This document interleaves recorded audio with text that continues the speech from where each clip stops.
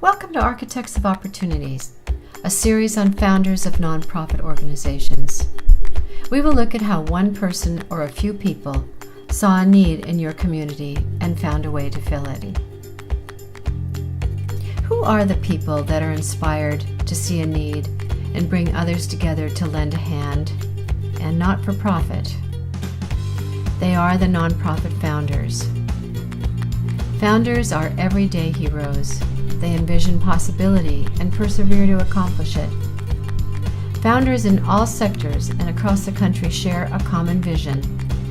They want to make a difference. Today, we will introduce you to one organization who makes a contribution to your community.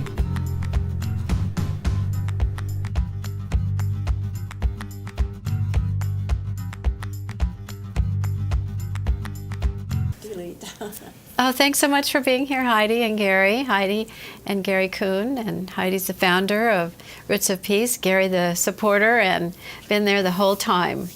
So I want to dig in and hear what you've accomplished and how you started it, but I think most importantly is what made you think about landmines? Well, to be born and raised in Marin County, we're so blessed to have the mountains to hike, the beaches to walk, and not the fear of landmines. And to me, with the respect of the land and its people, the violation of planting a single landmine in our one earth is something that is in contrast to my soul in having grown up in Marin County. And when you first thought about this concept, where were you? What happened? Can you remember that time? It was September 1997, and it was shortly after the death of the late Princess Diana. And I was asked, because of the international background that I had, to host an event in our home, the living room of our home. Gary graciously agreed to do this, and lo and behold, there were over 100 people, including Consul General Hans Ola Erstad from Norway, the Consul General of Germany, and many other leaders in our community, some who have since passed, Max Thielen, Bill Murray, and many other distinguished members of the Marin community. It was a time in our history, the death of Princess Diana was not only the passing of the princess, but the compassion, and the root word of compassion is passion, and it deeply resonated in my heart, not only the work she had done with AIDS, but the landmine issue. And 3 weeks prior to her death, she had walked through the minefields of Bosnia-Herzegovina. One of the speakers in the living room of our home was Jerry White, who had escorted her the month before in Bosnia. And he took off his leg to enter our home. I've seen people take off their shoes. I've never seen someone take off their leg. He had lost his leg to a landmine in the Golan Heights as a young boy, college boy, hiking on a beautiful sunny day. The signs had fallen, and his right leg blew off due to a landmine. So he spoke, and it touched me so deeply that here, what could I possibly do in the heart of Marin County as a mother of 4 children? And really from my heart, just lifted up a glass in the room and said, "May the world go from mines to vines." There was silence in the room. The Mines to Vines toast came through me rather than from me, and it was a vision of replacing the scourge of landmines with bountiful vineyards, a cascade of blood wine. And it resonated deeply with all those in the room. And as Jerry left, he said, "You must take this out of the living room of your home." And he presented me with a beautiful photo that he had taken of Princess Diana only 3 weeks before, and said, "You have the heart of a princess." Now that morning, the next morning, I could have closed the door and said, I can't possibly do this, because it defied logic. It really did. I had not a penny to my name to start Roots of Peace.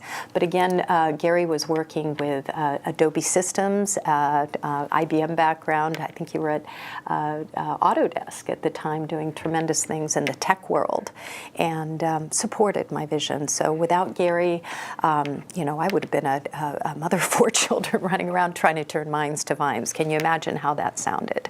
But it was through the generosity of incredible vintners, Robert Mondavi, Mienko Grgic, Diane Disney Miller, Judy Jordan, other vintners who really said, we're here to help you. And the Napa Valley, when you look back on it, it was created through vision. In 1976, Mienko Grgic won the Paris tasting. Little Croatian gentleman sneaking a bottle of wine into the judgment of Paris, and lo and behold, some of the best French noses in the world pulled it off and realized it was from the Napa Valley. As both Robert Mondavi and Mienko told me, that at that time, in 1976, there were only 17 wineries. Today, there are over 400, and that was due to the visionaries, Robert Mondavi and Mienko Grgic, who stood by my side. Over the years, Robert Mondavi and his lovely wife, Margaret, agreed to host a fundraiser for us. Again, we had no money. And it was really a beautiful Marin story, how the community came together. And $30,000 was raised that one night. And that gave me the seed money to turn my vision into reality, replacing the scourge of landmines with bountiful vineyards. And so it was a convergence of people and thought and support, and this wonderful Princess Diana with her idea, and you were there to take it on at the right place, plus you have this heart of passion that you wanted to do something. In retrospect, it really, turning blood to wine and killing fields into vineyards, that's transfiguration, it's transformation of the earth from the most wicked thing that we could be doing, planting 70 million landmines in 70 countries. I mean, this is not the earth that we were given to shepherd. It transcends borders. It's the innocent footsteps of children and animals when it takes only 8 pounds to detonate a landmine.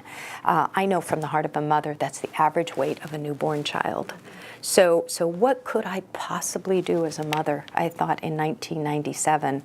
Well, when you start to collect money from your neighbors, you must have a fiscally responsible organization. So I entered and learned about the world of NGOs and bylaws and articles of incorporation. But another beautiful Marin story, a young man named Tom Peters of the Marin Community Foundation was just starting his new job. And I was introduced to him by a wonderful woman, Jennifer from the Marin Community Foundation, and we had a meeting. And while the vision of Roots of Peace to work outside of the borders of Marin County defied every bylaw at that time, he made a special exception, and the Roots of Peace of the Marin Community Foundation was established. And I was able to start raising the money. A few months later, Secretary General Kofi Annan was coming to San Francisco. There were only fax machines at that time. My intrepid spirit, I wrote a letter, I put it through the fax, and from the basement of my home sent it up to the 38th floor of the United Nations. And lo and behold, they answered back yes. The Secretary General and Mrs. Kofi Annan will help launch Roots of Peace. And that was April 1998, and it was at the World Trade Club in San Francisco. Again, I had to, be very resourceful, because I wasn't going to take our children's college education to pay for this luncheon I was now having for the Secretary General. But Bobby Mueller, who was a co-recipient of the Nobel Peace Prize, who fought in Vietnam, graciously gave me $10,000, and I was able to host a beautiful luncheon. Several hundred women came, especially women from Marin, via ferry boat to what was then the World Trade Club. And a lovely lady sat to my side. She was our congresswoman. Her name was Nancy Pelosi. And she said, I will be there with you through this journey.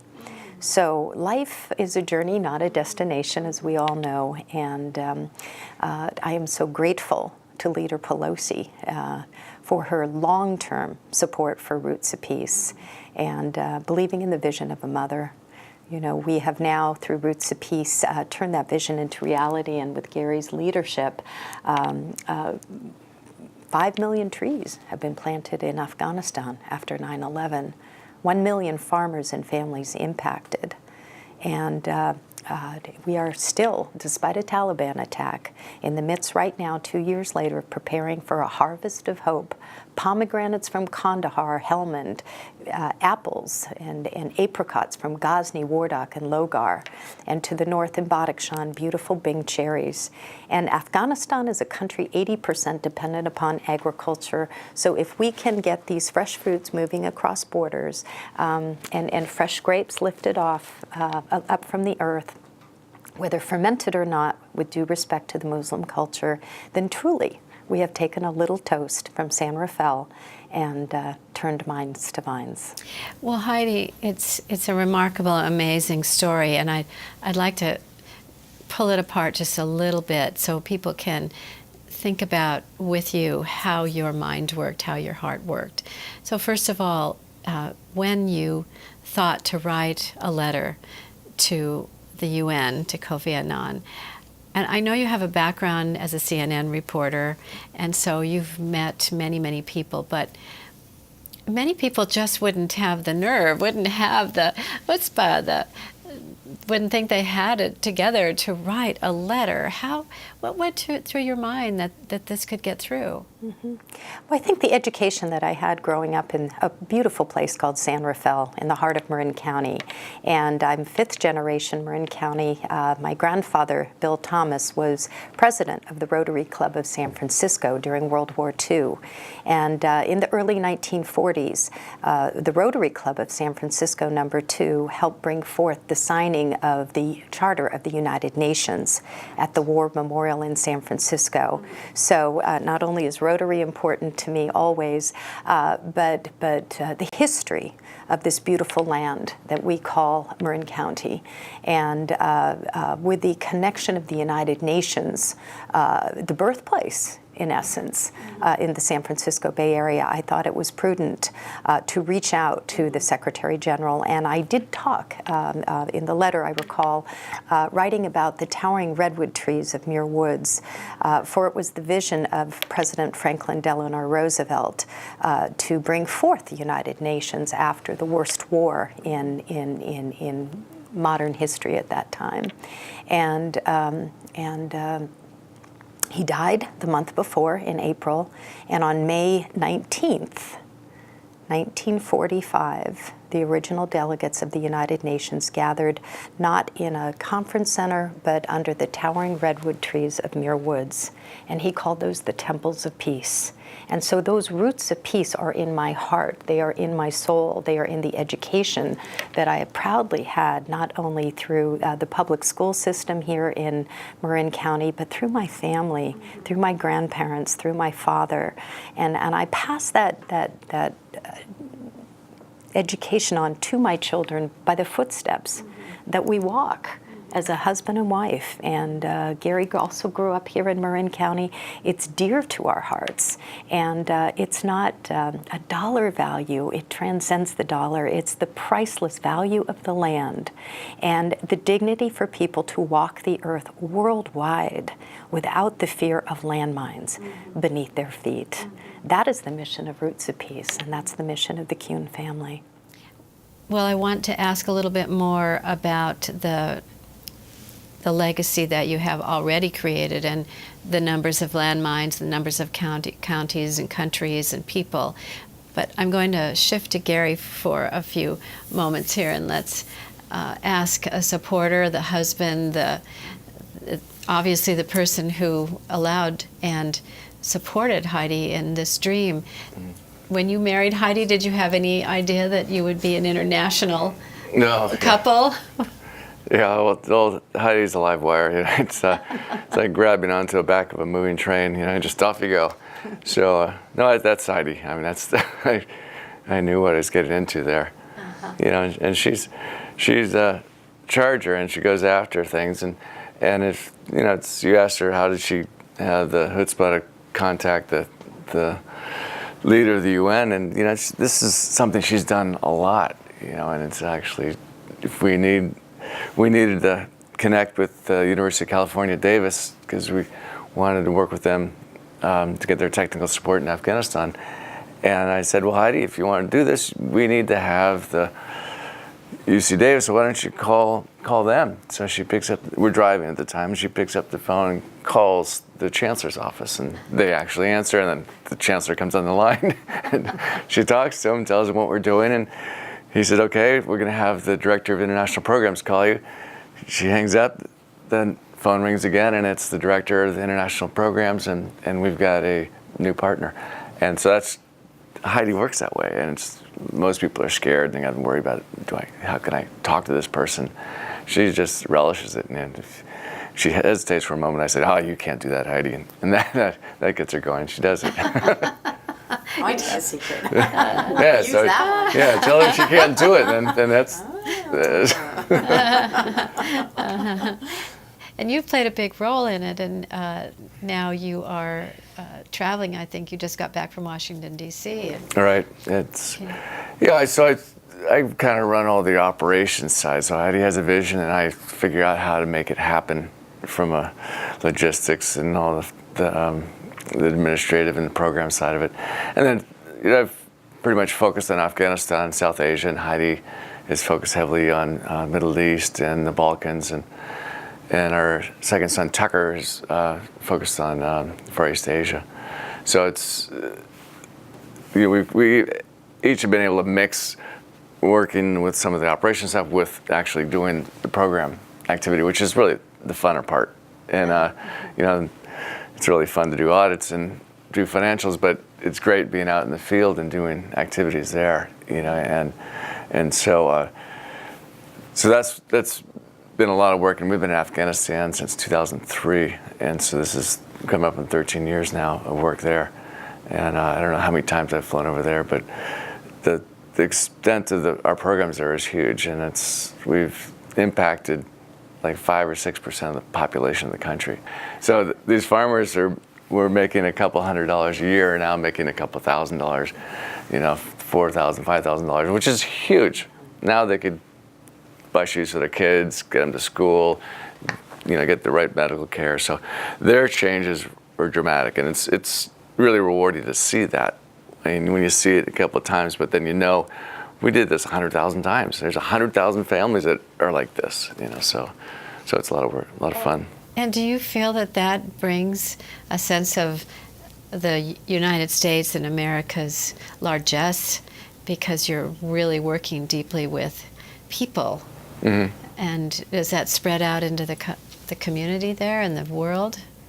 Yeah, I mean, actually in all the countries we operate, the people are really, really welcoming, very supportive, very helpful, and they know we're there helping them, and they're very grateful. And so they're seeing a very positive side of America. So I want to shift now to the impact that you do have. You mentioned, Gary, several areas in the world that you have worked in, 3 particular ones. Is that the main area where landmines are, or are there areas outside that you haven't been able to get to yet? Are there others working on that? Well, there's 70 million landmines in 70 countries, and the model that we have developed for Roots of Peace is demine, replant, rebuild. So we see a future opportunity that is only limited by funding.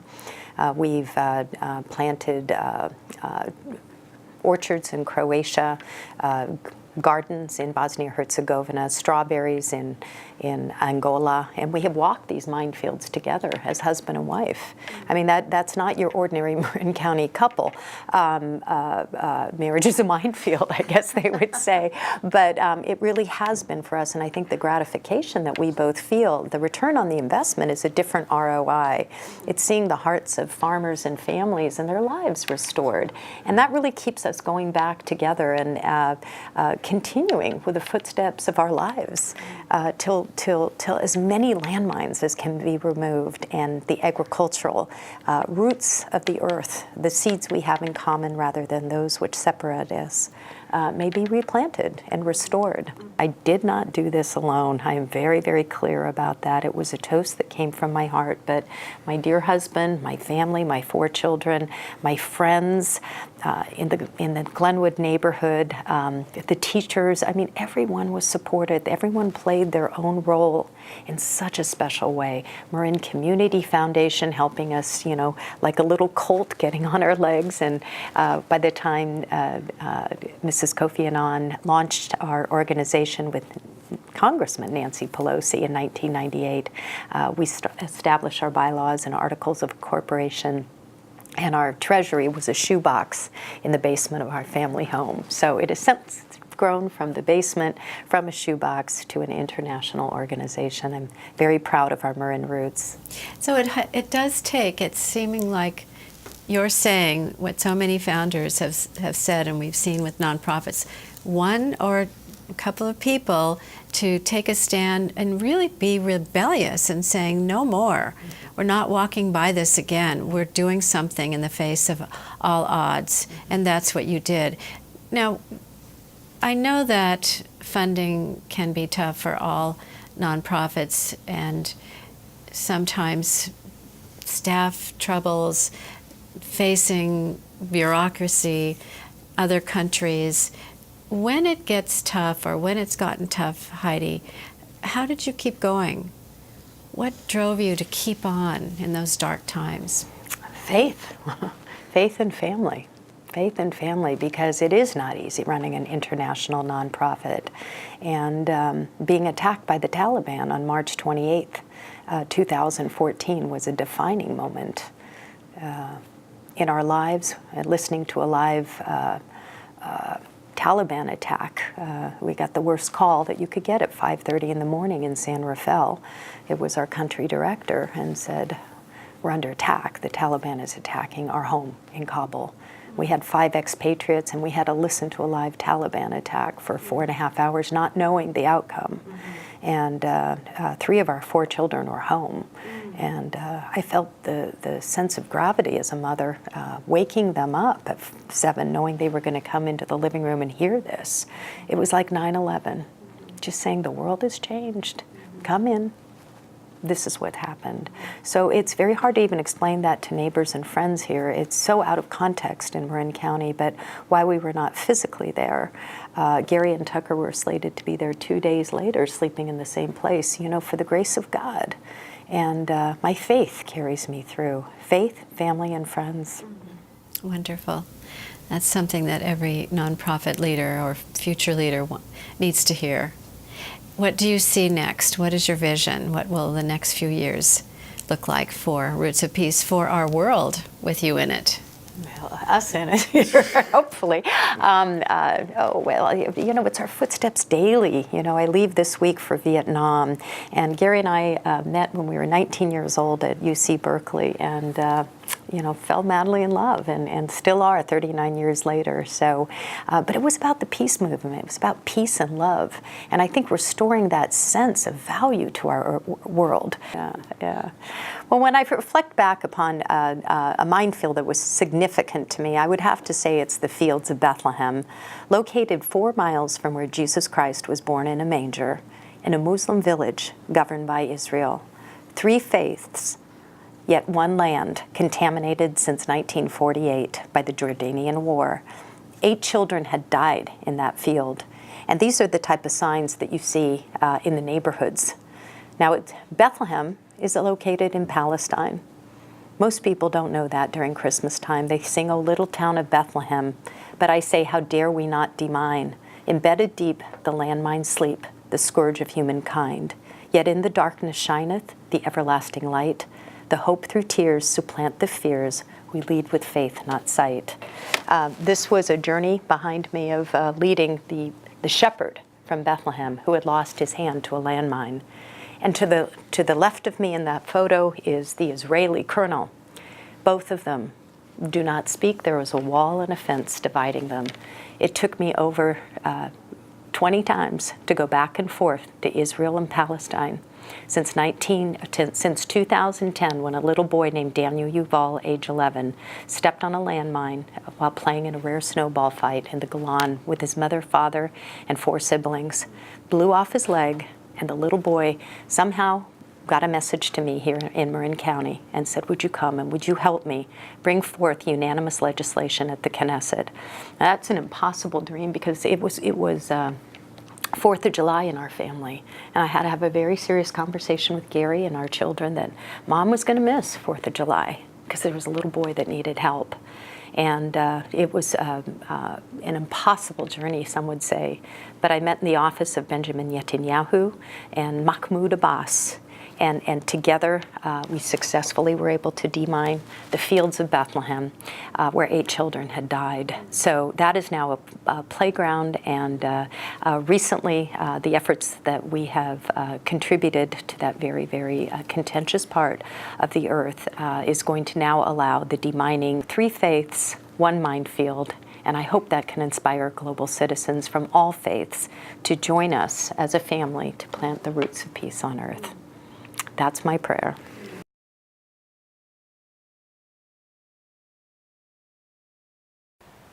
I help nonprofits hire staff and leaders to carry on their founder's vision. And so I've seen hundreds of nonprofits contribute to our community. We created Architects of Opportunities to share that with you. Now, nonprofit founders will tell you they don't do it alone. If you're among the 25% of us who are volunteers or volunteer board members or staff or donors, thank you. And if you're not, please join us in making a difference.